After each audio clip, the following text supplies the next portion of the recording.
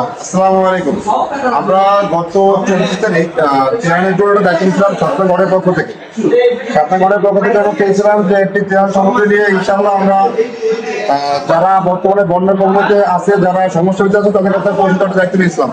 তো আলহামদুলিল্লাহ আমরা কিছু ত্রাণ সংগ্রহ করছি। আমাদের ত্রাণে কি কি আছে আমরা দেখাই দেবো।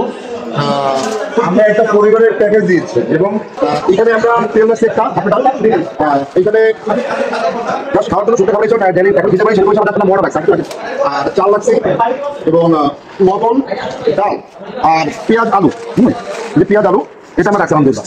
এবং পাশাপাশি আমাদের এই পাশে ওষুধ আছে, আমাদের মোম আছে আর মেস আছে, এটা দরকার এখানে কারেন্টের সমস্যা।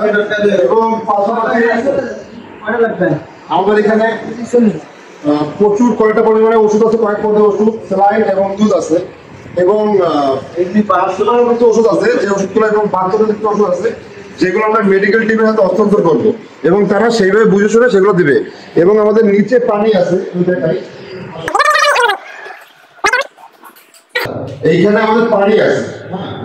আমরা একটা পরিবারের জন্য 5 লিটার পানি গেছি। আমি পানিটা দেখাই, পানিটা হচ্ছে পুরো ইনটেক পানি, দেখছেন এই যে পানিটা জাস্ট একদম ইনটেক পানি।